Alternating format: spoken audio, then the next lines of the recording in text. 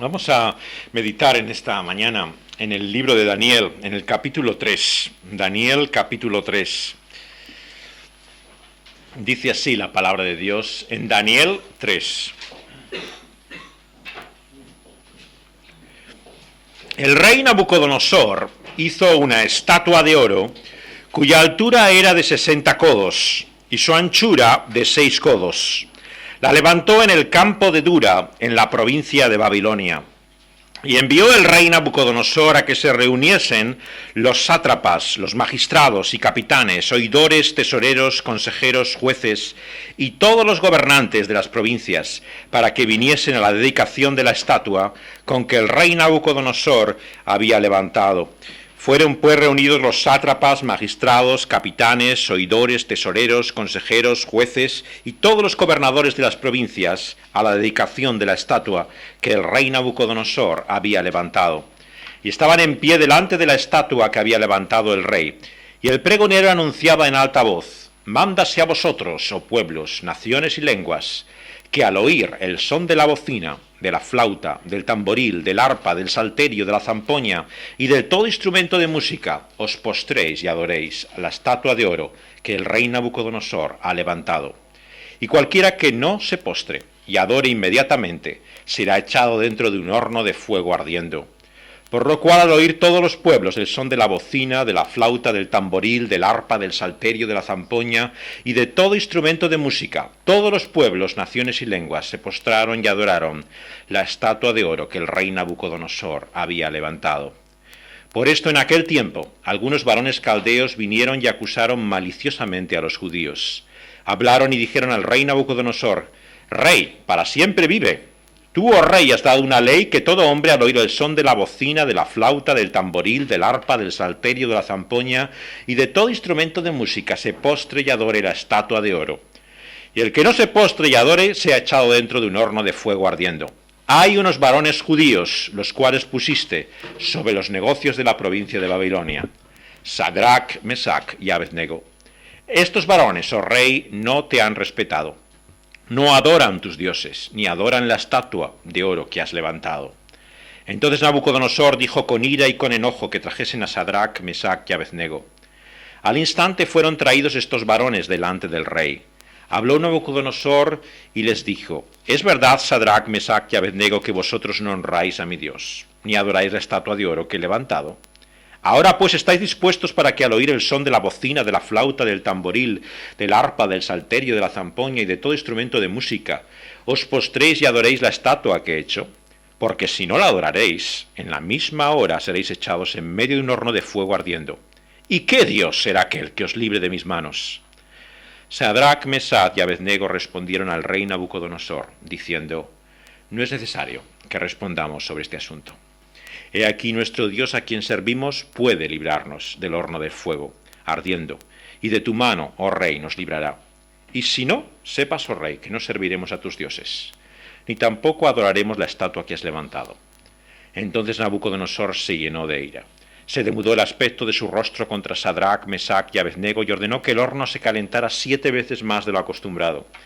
Y mandó a hombres muy vigorosos que tenía en su ejército que atasen a Sadrach, Mesach y Abednego para echarlos en el horno de fuego ardiendo. Entonces estos varones fueron atados con sus mantos, sus calzas, sus turbantes, sus vestidos, y fueron echados dentro del horno de fuego ardiendo. Y como la orden del rey era apremiante, y lo habían calentado mucho, la llama del fuego mató a aquellos que habían alzado a Sadrach, Mesach y Abednego. Y estos 3 varones, Sadrach, Mesach y Abednego, cayeron atados dentro del horno de fuego ardiendo. Entonces el rey Nabucodonosor se espantó, y se levantó apresuradamente y dijo a los de su consejo: «¿No echaron a 3 varones dentro del fuego?». Ellos respondieron al rey: «Es verdad, oh rey». Y él dijo: «Y aquí yo veo 4 varones sueltos, que se pasean en medio del fuego sin sufrir ningún daño, y el aspecto del cuarto es semejante a hijo de los dioses». Entonces Nabucodonosor se acercó a la puerta del horno de fuego ardiendo, y dijo: «Sadrach, Mesach y Abednego, siervos del Dios Altísimo, salid y venid». Entonces Sadrach, Mesach y Abednego salieron de en medio del fuego, y se juntaron los sátrapas, los gobernadores, los capitanes, los consejeros del rey, para mirar a estos varones, cómo el fuego no había tenido poder alguno sobre sus cuerpos. Ni aun el cabello de sus cabezas se había quemado. Sus ropas estaban intactas, y ni siquiera olor de fuego tenían. Entonces Nabucodonosor dijo: bendito sea el Dios de ellos, de Sadrach, Mesach y Abednego, que envió su ángel y libró a sus siervos que confiaron en él, y que no cumplieron el edicto del rey, y entregaron sus cuerpos antes que servir y adorar a otro Dios que su Dios. Por lo tanto decreto que todo pueblo, nación o lengua que dijere blasfemia contra el Dios de Sadrach, Mesach y Abednego sea descuartizado, y su casa convertida en muladar, por cuanto no hay Dios que pueda librar como éste. Entonces el rey engrandeció a Sadrach, Mesach y Abednego en la provincia de Babilonia. Hasta aquí la lectura de la palabra de Dios. Vamos a pedirle que Él nos hable, vamos a orar a Dios, vamos a hablar con Él. Oh Dios, venimos ante ti, Señor, en nuestra vida y circunstancias, cada uno de nosotros, Señor, buscando escuchar tu voz. Que tú nos hables, Señor, en nuestra situación personal. Que tú, Señor, nos muestres tu propósito y tu voluntad. Señor, háblanos, tu pueblo escucha.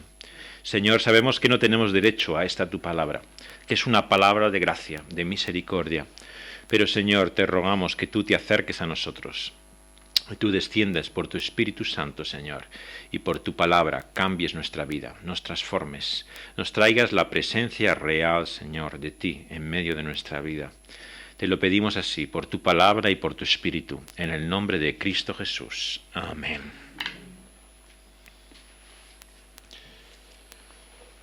La religión ha tenido siempre un papel importante para el poder totalitario. Aquellos que hemos tenido la desgracia, si podemos decirlo así, de vivir en una dictadura, sabemos también lo que esto significa. Hay un papel religioso unificador de muchos pueblos. En este país, durante mucho tiempo, habéis oído, se usó la religión como un elemento de unidad del país.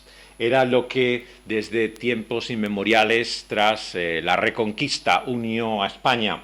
Pero como muchas naciones también, vemos que ese elemento religioso unificador era tremendamente artificial. Era la presión que había de una sociedad y de un poder sobre los ciudadanos para conformarse a lo que era un modelo totalitario. Y esta religión a veces toma el carácter tradicional, evidente, que podemos reconocer como religioso, pero muchas veces es un poder político que adquiere un carácter religioso. Algunos lo habéis conocido en regímenes de tipo comunista, como este carácter también religioso que adquiere un poder político y una ideología, rige con tal manera y modo que pide una demanda absoluta de control total sobre los individuos, pide el sometimiento, doblegarse y rendirse sin establecer margen alguno para la disidencia. No hay posibilidad alternativa de respuesta a ese poder totalitario. Y es así también como al llegar a este capítulo 3 de Daniel, vemos que el rey Nabucodonosor opta por unir todas estas cantidades de personas representando diferentes provincias y grupos en su imperio bajo la imagen que representa tanto su poder como su persona en este valle en el cual la levanta. Fijaos bien aquí cómo una vez más el poder unificador que tiene el culto a esta persona y este poder se presenta como algo a lo cual hay que conformarse. Estamos en el contexto de un conflicto. Desde el principio de este libro, de lo que se nos habla es de que en esta vida y en este mundo hay una lucha.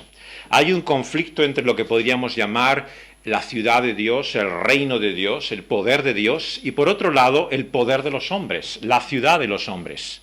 ¿Dónde se levanta esta imagen que Nabucodonosor ha hecho erigir en medio de este valle? En el lugar de Babel, Babilonia. Exactamente donde al principio de la Biblia, en Génesis capítulo 11, los hombres al este del Edén, lejos del paraíso, quieren establecer una torre que llegue hasta los cielos para levantarse un nombre a sí mismos. La ciudad de los hombres, la cultura de Babel, se enfrenta desde el principio de la Biblia hasta el final, que Babilonia vuelve a aparecer en Apocalipsis, en oposición, en contraste constante con la ciudad y el reino de Dios. Estamos, por lo tanto, en este capítulo de Daniel ante la misma lucha y conflicto que aparece desde el principio de la Biblia, en Génesis 11, en Babel, y acaba finalmente con el triunfo del reino de Dios sobre la Nueva Babilonia que encontramos en Apocalipsis. Y, por lo tanto, no nos tiene que sorprender a ninguno de nosotros la tensión y el conflicto. La realidad que nos muestra la Biblia de principio a final es que aquellos que quieran reconocer y servir a Dios encontrarán problemas, encontrarán dificultades. Dice Hechos de los Apóstoles al comienzo de la iglesia primitiva que es necesario que por muchas tribulaciones entremos en el reino de los cielos. Lo normal, lo que debemos esperar, aquello que se conforma a lo que Dios nos ha advertido, es la realidad de tensión, de conflicto, de problemas y dificultades. Por lo tanto, vemos aquí una vez más la realidad de la persecución. Pero ¿quién es el agente de esta persecución? Curiosamente, el mismo que en el capítulo anterior había confesado la grandeza del Dios de Daniel. El mismo Nabucodonosor que aquí se levanta contra este pueblo remanente suyo que sirve a ese Dios, es aquel que había confesado su nombre en el capítulo anterior. Por lo tanto, nuestro texto no solamente nos habla del poder totalitario, sino de cómo aquellos que ejercen ese poder totalitario pueden haber tenido una experiencia religiosa. No os engañéis. Quien piensa que aquellos que persiguen a la Iglesia del Señor Jesucristo no tienen nada que ver con el cristianismo, no conocen realmente la historia. Todos los ateos que ha habido a lo largo de la historia, que han perseguido o atacado el cristianismo, todos, sin excepción, tienen un pasado religioso. Podéis examinar la vida de cada uno de ellos. Hijos de pastores, de personas que han tenido una educación en iglesias, que se han formado en escuelas dominicales, que han servido incluso en las filas de la iglesia y se han convertido en sus mayores enemigos. El ateísmo, por lo tanto, no es un fenómeno de ignorancia, sino que es precisamente la oposición de aquellos que han conocido y militado en una religión, que han participado de ella, pero que ahora, como Nabucodonosor, se vuelven contra ella. Nos hablan, por lo tanto, de una realidad que continuamos viendo a lo largo de la historia, que es cómo esa oposición contra Dios y contra su pueblo viene precisamente de aquellos que han tenido una experiencia, una impresión religiosa, una convicción, si queremos, pero no un cambio verdadero. No ha habido una conversión, no ha habido verdaderamente una transformación en su vida. Y esto es muy peligroso, porque, queridos amigos y hermanos, una religión sin Cristo, vamos a ver en esta mañana, es lo más peligroso que existe. Porque realmente a la luz de la palabra de Dios no hay mayor enemigo, no hay mayor instrumento de Satanás que aquello que tiene la apariencia de ser genuino y verdadero cuando es su propia negación. Y aquí lo vemos en la idolatría, la misma idolatría sobre la que nos advierte una y otra vez la Biblia, y que en Romanos 1 hemos leído que está en el fondo de la tragedia del hombre. El hombre se levanta en su culto a sí mismo en lugar del Creador. Y siguiendo esa mentira, vemos que precisamente se enfrenta en su culpa frente a ese Dios que tiene la última palabra. Y vamos a ver lo que significa hoy la idolatría. Porque los ídolos no son solamente algo de pueblos antiguos. No tiene que ver solamente con las imágenes de reyes, soberanos, emperadores de la antigüedad, con tribus que están perdidas en medio de lugares ignotos y desconocidos. La idolatría está en nuestros propios corazones. Tesalonicenses nos dice que conocer a Dios es abandonar los ídolos para servir a Dios vivo y verdadero. Decía el reformador Calvino que nuestro corazón es una fábrica constante de ídolos. El ser humano siempre rinde culto y presta atención a cualquier cosa menos a Dios. El culto que llena su corazón es cualquier cosa creada, objeto de las manos de Dios o de los hombres, pero no al Creador que le ha hecho y que merece toda la gloria. Por eso en esta mañana os invito a todos a que reconozcamos los ídolos que hay en nuestro interior. La realidad de que todos somos propensos, todos tendemos a poner nuestra vida al servicio de algo o de alguien que no es Dios. Y este era el problema para el propio pueblo de Dios. el pueblo de Dios verdadero, que durante todo el Antiguo Testamento tiene esa constante tentación. ¿Servirá a los ídolos y a Dios? Generalmente, ¿qué hace? Servir las dos cosas. Eso es lo que hacemos muchas veces. No negamos la realidad de ese Dios vivo y verdadero, pero decimos, ¿y qué mal tiene? Si reconociendo a ese Dios servimos también esto. Porque hay ídolos, no olvidemos, que son verdaderamente dignos, honrosos, que merecen nuestra atención. Muchas veces cuando pensamos en la idolatría pensamos, en primer lugar, obviamente, en el dinero. ¿Cuántos en este tiempo no están hablando de ello? Cómo el dinero controla el mundo, cómo es un Dios para los hombres, cómo es el Dios al que servimos. Y ciertamente que el dinero es un poderoso ídolo. Pero hay también una idolatría más profunda que lo que significa el culto al dinero, que es con lo que el dinero podemos y pensamos que podemos utilizar para conseguir por medio de él. El dinero es muchas veces el instrumento, el modo por el cual las personas de diferente manera quieren lograr satisfacción en la vida. Es cierto que muchos sirven y buscan el dinero, pero ¿por qué? Por lo que pueden obtener con él. ¿Qué obtiene la gente con el dinero? Algunos obtienen respeto, admiración, reconocimiento. Quien no ha sido nadie en el mundo, el día que tiene dinero, ha conseguido lo que busca en la vida. El problema es que nunca tiene suficiente. Siempre, cada vez que tiene algo, necesita más y más, porque el reconocimiento que le ofrece ese ídolo nunca nos satisface. Este es el gran problema de la idolatría que nos muestra desde el principio la Biblia. Cuando servimos a algo y ponemos nuestra vida en ello, nunca nos satisfará. Pensaremos que sus falsas promesas son verdaderas, que podemos obtener y conseguir por medio de ello lo que Dios no nos da. Pero la realidad es muy diferente. Esos dioses son, como hemos cantado y leemos en la Biblia, ciegos, mudos, sin pies para andar. Son incapaces de poder hacer nada para nosotros. ¿Por qué? Porque son proyección de nosotros. Los ídolos son obra de nuestras manos. Nosotros les damos el poder. Nosotros le damos la influencia y el honor que le queremos reconocer en nuestra vida. Pero de por sí solos no tienen ningún poder para hacer nada por nosotros.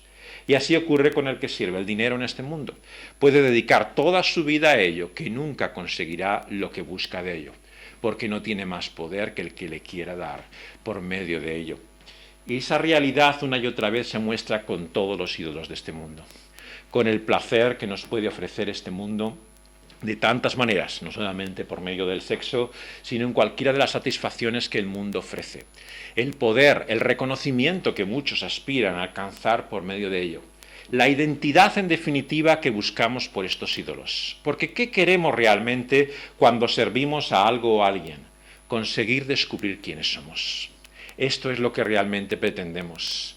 Y lo hacemos no solamente con cosas, sino también con personas. ¿Cuántos hay que nos sirven a sus seres queridos? Que realmente lo que importa en su vida es una persona. Lo que esas personas, su familia, lo que significan para ellos esos individuos, le dan sentido a su vida y dedican todo su ser a ellos. Y finalmente se ven siempre insatisfechos. Nunca reciben de esas personas lo que esperan. Viven para ellos, pero nunca lo que se recibe tiene relación con lo que se da. Esta es la paradoja de la idolatría. Creamos estos ídolos, nosotros los levantamos, dedicamos toda nuestra vida a ellos, pero ¿qué recibimos a cambio? Por eso la Biblia nos llama una y otra vez a dejar esos ídolos y a reconocer al Dios vivo y verdadero, porque Él nos da lo que nada ni nadie puede darnos. ¿Piensas que un ser querido te va a dar un amor que compense todo sacrificio y toda necesidad? No es así. El único que te puede amar incondicionalmente es Dios mismo. Cualquier otra persona te amará en la medida en que tú le des algo. Y en esa medida tú también, entregándote a Él, te dará a esa persona algo de su atención, de su aprecio, de su cariño, de lo que significa su vida. Pero el único que nos ama incondicionalmente, por lo que nosotros somos realmente, sin pedir nada a cambio, es Dios mismo. Dios mismo es un Dios de gracia. Fijaos como hemos cantado en esta mañana, que el motivo para reconocer a Dios frente a todo otro ídolo y Dios de este mundo es su gracia. Dios es el único Dios que se reconoce por su misericordia, porque no trata con nosotros tal y como nosotros merecemos. Cualquier otra persona nos dará realmente de acuerdo a lo que nosotros demos. Y así es los ídolos de este mundo. Tú le das, así recibes. Es una negociación, es un acuerdo, es el pacto por el cual estamos recibiendo en la medida que nosotros damos. Pero el Dios verdadero, el Dios vivo que nos muestra la Biblia, es un Dios de gracia. Y fijaos aquí cómo en este enfrentamiento con el totalitarismo que representa esta idolatría, hay este pequeño remanente, estas tres personas que se niegan a rendir su rodilla ante este ídolo. Pero ¿cómo lo hacen? Fijaos bien el contraste. Por un lado está el culto al emperador con toda la albaraca, el oropel con el que se presenta. Fijaos la insistencia del texto, primero en el listado de los que allí se habían reunido. Una y otra vez nos explica la cantidad de personas que había representando diferentes estamentos y poderes allí. En segundo lugar, se detalla una y otra vez los instrumentos de música que acompañaban todo ese culto. Este culto se caracteriza por una gran sofisticación. Hay aquí una increíble orquesta de instrumentos, muchos de ellos desconocidos para el pueblo de Israel, que no encontramos en ninguna otra parte del Antiguo Testamento. Todo este enorme espectáculo está al servicio de este culto. Pero ¿cómo rinde culto a Dios estas tres personas que prestan su servicio solamente al Dios vivo y verdadero? Sin ningún tipo de exhibición. Desde el principio de este libro, Daniel, vemos que ellos, de una forma humilde y discreta, le dicen a aquel que habían puesto encargado sobre ellos: vamos a cambiar esta dieta que tú nos has dado por otra dieta que nosotros podemos aceptar. Si nosotros nos abstenemos de estos alimentos, tomaremos de otros alimentos y el Señor hará que finalmente pasemos el examen. Y de una forma discreta, sin reconocerlo siquiera, el emperador han servido a Dios. ¿Y aquí qué ocurre? Muchas veces imaginamos esta inmensa multitud, ¿no?, en medio de aquel valle y aquellas tres personas de pie. Pero fijaos cómo sabemos de estas tres personas. Sabemos por la acusación de sus enemigos. Es bastante avanzado el texto que leemos que había enemigos de ellos que dijeron: mira, rey, aquí hay tres personas que no se quieren realmente rendir en culto a ti. Nuevamente nos sorprende la discreción con la cual estas tres personas actúan. Es cierto que no se someten a esa presión, que no rinden culto, pero no hacen una exhibición de su adoración y alabanza a Dios. Y fijaos qué ocurre cuando el rey mismo les pregunta. Cuando el rey les pregunta, le dicen categóricamente que no es necesario que te respondamos, versículo 16, sobre este asunto. No hacen falta palabras, tú ya lo sabes todo. El verdadero culto y servicio a Dios no se caracteriza por el exceso verbal, por la exhibición, por los gestos en los cuales una piedad se exhibe en espectáculo a los demás. ¿Cuántos creyentes hay que entienden que esto es servir a Dios en medio del mundo y de la cultura que no la reconoce? Cada vez que hacen un sacrificio, que renuncian a algo, lo tienen que proclamar a los cuatro sentidos. Todos tienen que saber lo que han hecho ellos de servicio a Dios vivo y verdadero.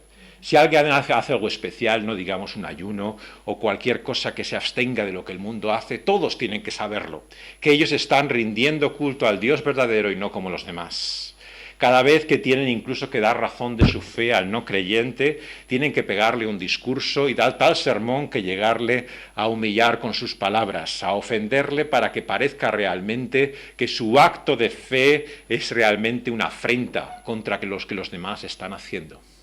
Pero qué diferente es la piedad bíblica. La piedad bíblica es discreta, no se muestra en exhibición. Y esto nos muestra también una gran lección sobre lo que es la alabanza y la adoración a Dios. El pueblo de Dios hoy en día piensa que la alabanza y la adoración a Dios implica mucho ruido. Implica realmente un gran espectáculo. Que cuando a Dios se le rinde culto, todos se tienen que enterar de ello. Y cuanto más, mejor. Pero fijaos aquí el contraste. Todo este espectáculo, ¿a qué está realmente en servicio? Al culto al hombre. A lo que el hombre realmente aspira en su nombre y en su reconocimiento. Pero el verdadero culto a Dios es un culto sacrificado. Es un culto de obediencia a Dios. Porque Dios no quiere palabras en primer lugar, sino lo que quiere son actos de obediencia como lo que estos hombres hacen. Y esto es lo que Dios va a pedir de nosotros. No el gran testimonio de lo que significan grandes palabras, grandes gestos ante un mundo o una cultura, sino simples gestos de obediencia. Hacer lo que Dios pide de nosotros en un mundo que le ignora, que le desprecia. Y fijaos que aquí estos hombres realmente no tienen palabras ante el emperador, saben lo que tienen que hacer. Pero ese acto en el cual se entregan a las manos de Dios es de una sumisión completa. Las palabras de ellos en el versículo 18 no pueden ser más profundas. Dice, y si no, sepas, oh rey, que no serviremos a tus dioses, ni tampoco adoraremos la estatua que has levantado. Sino que, si no nos libra Dios del fuego, versículo 17, del cual Dios puede librarnos. Muchos entienden que la fe es poder confiar en un Dios capaz de hacer grandes señales y milagros. Pero ese es el Dios de Nabucodonosor en primer lugar. ¿Por qué Nabucodonosor reconoce a Dios en el capítulo anterior?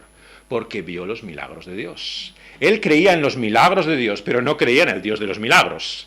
Hay una gran diferencia en reconocer las exhibiciones del poder que Dios puede hacer que rendirse ante el Dios que tiene todo poder.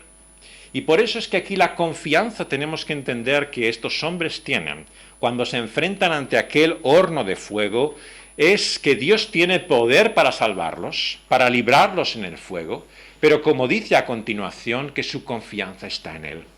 No en el acto de poder por el cual pueda librarlos, porque ese puede ser o puede no ser. Depende de la voluntad de Dios, versículo 18. Si Dios quiere, nos librará. Y si no quiere, le serviremos por igual. Exactamente esta es la fe que caracteriza al pueblo de Dios desde el principio en el Antiguo Testamento. ¿Qué le dice Josué al pueblo cuando estaba en el desierto, tentado una y otra vez en volver a los dioses que habían dejado en Egipto y buscar allí el pan y el provecho que ellos buscaban? Haced lo que queráis, pero yo y mi casa serviremos al Señor, dice Josué. Lo que Josué espera de Dios no es solamente el alimento en el desierto, las señales y prodigios que Dios hace en el Éxodo, cuidando de su pueblo. La confianza de Dios está en el pacto y en la promesa que Dios le dio a Moisés. Yo estaré contigo, le dijo Dios a Moisés. Yo estaré en medio de mi pueblo, sea cual sea su situación y circunstancia. La verdadera fe no depende de la situación y circunstancia en que estamos. Se muestra en medio del fuego. Y esta es nuestra gran lección en esta mañana. Dios promete estar con nosotros en medio del horno, en medio de la prueba, en medio del fuego. Nos puede librar si así lo quiere, y es su voluntad, como lo hizo de estos hombres. Pero a lo que realmente debemos someternos y confiar es que Dios estará con nosotros. Esa es su promesa. Estará para siempre. Y por esto es que estos hombres se enfrentan a aquel horno de fuego, sabiendo que sea cual sea lo que ocurrirá, Dios estará con ellos. Fijaos la lección que supone esto también sobre la providencia de Dios. Dios no nos promete en su palabra que vamos a entender lo que Dios pide de nosotros, que vamos a comprender las consecuencias y lo que Dios va a hacer para cumplir sus promesas. Dios lo que nos pide simplemente es que le amemos, que reconozcamos quién es Él y que dejemos que Él obre, porque Él sabe hacer las cosas mejor que nosotros. El Señor Jesús, por supuesto, nos ha revelado sobre todas las cosas quién es ese Dios. Cuando el Señor Jesús vino a este mundo, Él nos manifestó la realidad de ese Dios. Y Él fue alguien que se sometió como un siervo a la voluntad de Dios. Desde el principio dejó los cielos para venir a esta tierra y hacer la voluntad del Padre. Y hasta el final, en aquel huerto de Getsemaní, le dijo al Padre, si es posible, que pase de mí esta copa, pero si no, hágase tu voluntad. Esta es realmente la actitud del creyente. No es una falta de fe, como algunos cristianos piensan, repetir una y otra vez, si es tu voluntad. Es precisamente la declaración de la verdadera fe. La declaración de la verdadera fe no es creer solamente que Dios nos puede librar milagrosamente de tantos males en este mundo. La verdadera fe es que sea hecha la voluntad de Dios, es que será lo mejor para nosotros. El pensar que Dios y su voluntad es mejor que la nuestra. Esta es la rendición que Dios pide a aquellos hombres y nos pide también a nosotros. Reconocer que Dios y su mente, su propósito y su plan es mayor que el nuestro. Más alto como los cielos están de la tierra, así son sus propósitos y designios. Y si confiamos en ellos, Él sabrá cómo cumplir su voluntad. Porque todo este capítulo es una exhibición realmente de cómo la sabiduría de Dios es mayor que la sabiduría de los hombres. Dios se muestra en medio del fuego, en el horno de la prueba, en medio de la persecución, y le muestra a los hombres quién es Dios, exactamente como Dios se revela por medio de Cristo Jesús. Porque ¿de qué habla en definitiva este libro? Sino de la buena noticia, del evangelio de un Dios que ha venido a este mundo, se ha hecho como uno de nosotros, se ha sometido a la voluntad de Dios, pero se ha entregado hasta el final. Bebió la copa hasta el último sorbo. En aquella cruz del Calvario recibió todo el fuego de la ira de Dios. Recibió todo el peso, el ardor y la fiereza de las llamas de la santa justicia de Dios sobre su propio cuerpo colgado en la cruz del Calvario. Y el Señor Jesús no fue librado de aquella cruz. Cada vez que leamos estas páginas, estas palabras, cada vez que meditamos en esta historia, pensemos en esto. Aquel que ha sufrido el horno de fuego y fue dejado hasta el final, es el que el Señor ha levantado de los muertos al tercer día y resucitó. Por eso nuestra salvación no está en la obediencia de Sadrach, Mesach y Abednego, sino en la de Cristo Jesús. Y estos hombres lo que nos hablan, por lo tanto, es de otro que aún ha de venir, de Cristo Jesús. Nos hablan de la obediencia que realmente nos salva. Seguramente, ¿qué te ha pasado? Como a mí me ha ocurrido desde pequeño. Preguntar qué ocurriría si en tu vida fueras puesto ante esta prueba. Si tuviera realmente que ser llevado ante un testal de tu fe, que su obediencia significara realmente la muerte y la desobediencia poder sobrevivir. ¿Serías capaz realmente de este acto de obediencia? Yo tengo que confesaros que pienso que no sería capaz. Que no hay en mí nada naturalmente que haga que sea capaz de sobreponer el instinto de supervivencia. La mayor parte de nosotros, me temo que cuando estamos en peligro, optamos por la opción más fácil, que es correr, huir de la prueba. Pero la buena noticia del Evangelio, para ti y para mí, es que nuestra obediencia que nos salva no es nuestra, sino de Cristo Jesús, hecha nuestra por la fe. De esta historia lo que nos habla es de la fe de Cristo Jesús. Hebreos 11, cuando hace esta gran lista de los hombres de la fe. ¿Qué es lo que salvó a aquellos hombres del fuego, de la tortura, de la espada, del aserramiento, de tantos males como se describe al final de la lista de capítulos 11? La fe en aquel que había de venir. Y la fe que nos salva es precisamente la obediencia de otro, Cristo Jesús. Y es por eso que la buena noticia que tenemos que comunicar al mundo es que por la obediencia y la entrega de otros, nosotros podemos ser libres de un fuego mayor que el que los enemigos de este mundo puedan presentarnos, el fuego del juicio de Dios. Fijaos cómo una y otra vez el mensaje de la palabra de Dios es que aquel que había de venir a este mundo, entregarse hasta la muerte en obediencia a Dios, nos mostraría lo que es la voluntad de Dios. Hemos leído al principio de este culto el primer mandamiento. Amarás a Dios con todo tu ser, con toda tu alma y con toda tu fuerza. Pero ¿qué dice el apóstol Pablo en 1 Corintios capítulo 13? Si aún entregara mi propio cuerpo en sacrificio, en ofrenda, en martirio, y no tengo amor, De nada me sirve esa ofrenda y sacrificio. Incluso aunque diéramos nuestra vida en un horno de fuego y nos entregáramos a las llamas, si no amamos a Dios con todo nuestro ser, ese acto de obediencia nunca nos salvaría. El único amor que nos salva es el de aquel que ha amado a Dios con todo su ser, con toda su alma, con toda su mente, Cristo Jesús. Hasta la propia muerte se dio en el acto de amor supremo. Y ese amor, queridos amigos y hermanos, es el que nos redime, es el que nos libera. No el amor que nosotros tenemos por Dios, dice Juan, sino el amor que Cristo ha tenido por nosotros. Y esta es la buena noticia del Evangelio que tenemos que recordar una vez más, que ese es el amor que nos salva, el amor de Cristo Jesús.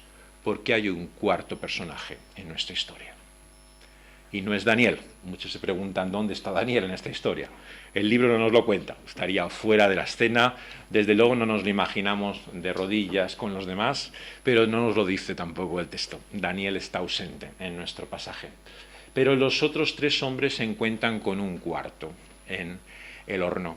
Y nos dice aquí el testimonio del rey Nabucodonosor, que ese cuarto tenía la apariencia realmente, semejanza, versículo 25, de un hijo de los dioses, a quien encontraron en el horno de la prueba.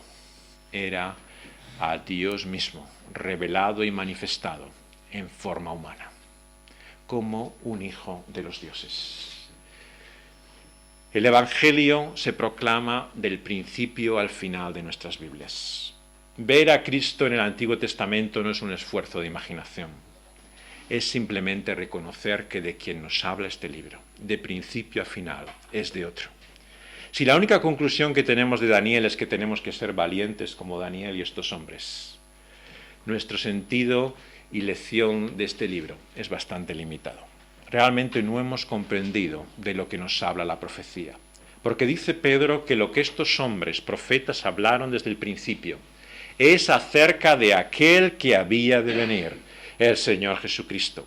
Y por lo tanto la profecía de Daniel no nos habla del valor del hombre en su piedad y su entrega, sino de Cristo Jesús y de su ofrenda y sacrificio. Y vemos que aquí Cristo Jesús nos muestra en su entrega lo que significa la verdadera gracia de Dios. Porque la pregunta que nos hacíamos, ¿cómo sabemos si llegado el momento nosotros seríamos capaces realmente de enfrentarnos a ese horno de fuego?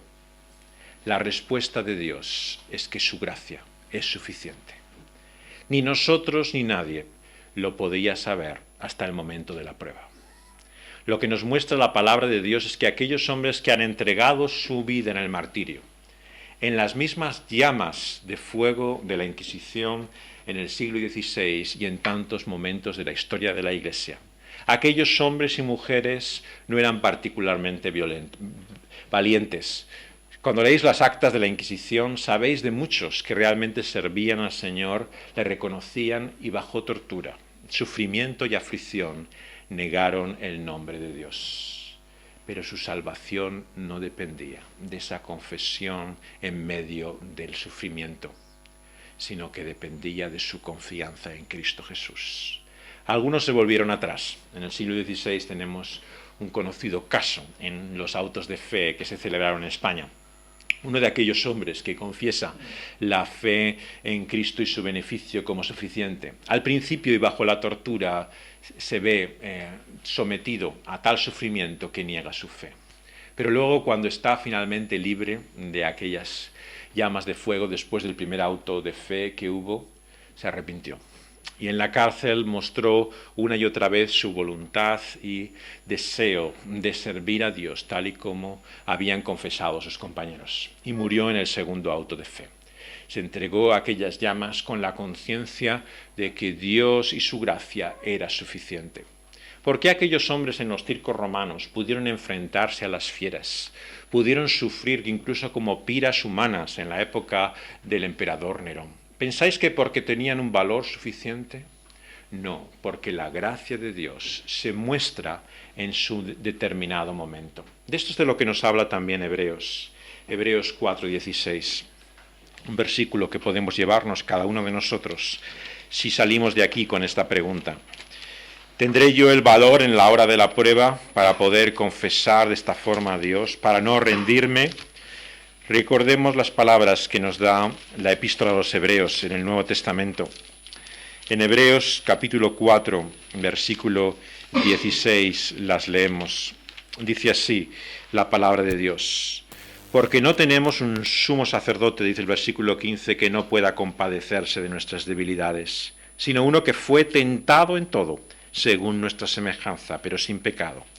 Y el verso 16 dice: acerquémonos, pues, confiadamente al trono de la gracia, para alcanzar misericordia y hallar gracia para el oportuno socorro. Oportuno quiere decir a su debido tiempo, en su ocasión. La gracia de Dios es suficiente, pero se muestra a su tiempo. Y el Señor nos dará a cada uno de los que buscamos servir a Dios a su debido momento la gracia que necesitamos para enfrentar la prueba.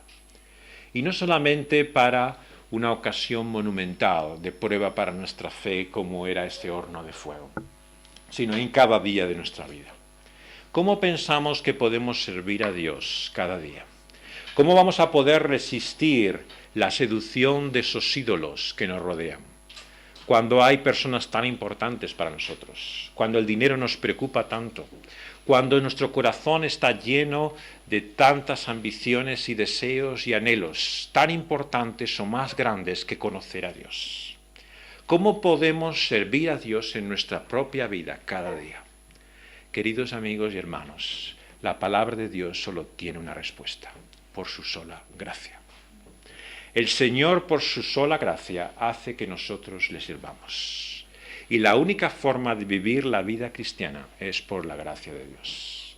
Quien piense que esta gracia es solamente la que nos ha traído a esta salvación, la que nos libra del juicio eterno y la condenación, y que todo a partir de ahora va a depender de tu obediencia, de tu servicio a Dios, de tu entrega, de tu compromiso, no ha entendido de lo que habla la vida cristiana.